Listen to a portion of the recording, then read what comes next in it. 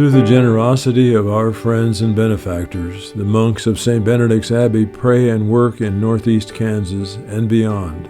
Under the guidance of Abbot James Albers, we seek to run with the light of life through this extraordinary Jubilee year of mercy. Just 1 week after last year's record-breaking Abbot's Table banquet, Father Simon Baker was ordained to the priesthood. He, along with his associate Father J. Keith, serve as chaplains and spiritual fathers for the students of Benedictine College. We are blessed to offer the sacraments and serve as faculty, staff, and spiritual directors for the Benedictine students during this great period of growth and vitality, following the exhortation of Arch-Abbot Boniface Wimmer, moving forward, always forward. How many people can really say that they have monks walking around the campus with the students? That's just so unique to Benedictine College, and the relationships that you can develop with them as your teachers and as your spiritual leaders. I think it really defines the college. Yeah, it's really the heart of the college in a lot of ways. I have a hard time imagining what it would be like to have gone to this college without the monks being here, because they were so instrumental in my own spiritual formation. Whatever it is that we're doing throughout our life can be reoriented toward Christ through being with the monks, through praying with the monks. I can't imagine what my life would be like here at Benedictine without them here. Father Brendan Rowling now serves as a national chaplain to Focus, traveling to college campuses and conferences around the country and beyond. Monks continue to serve in parishes, parish schools, and are proud to serve as teachers and chaplains for the vibrant Catholic student body at Moore Mount Academy.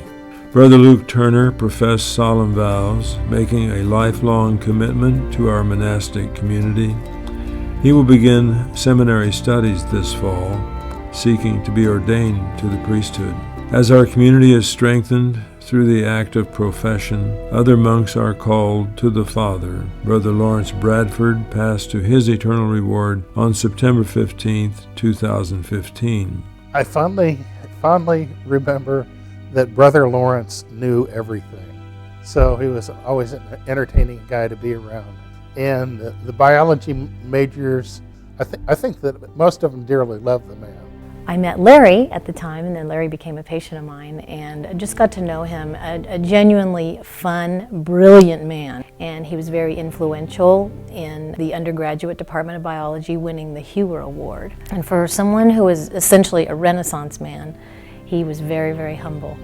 And he always made you feel very comfortable in his presence. He had kind of this unaffected humanity about him that was just so genuine. He was very dedicated to his work, dedicated to his students. He took great pride in everything that he did for his teaching.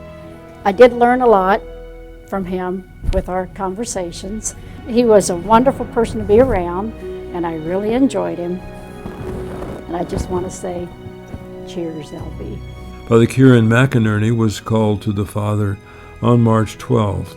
After a lifetime of service, seeking justice for the poor and the disenfranchised in Atchison and Brazil. Father Kieran was an amazing man, had a lot of experiences growing up with him, and I was able to be there for his last 2 weeks in Brazil, participate with him in the last Mass he did in the church that he helped to build.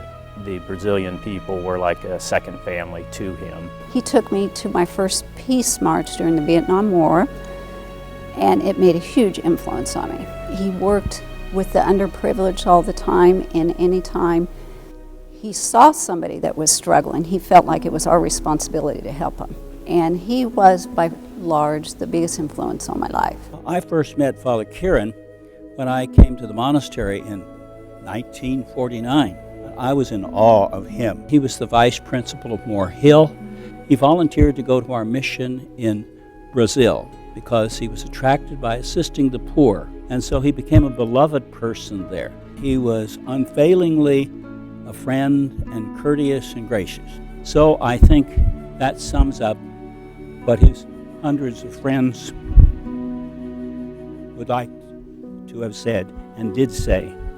The Abbey's retreat program continues to be a tremendous success, hosting a record number of guests, as well as young men discerning a call to monastic life. Father Daniel McCarthy is now teaching at the Holy See's Graduate School of Liturgy in Rome. He has been appointed to the Vox Clara Committee at the Vatican. Monks were blessed to go on mission trips abroad with students, serving the needs of the less fortunate, and fought for the rights of the unborn at the March for Life in Washington, D.C.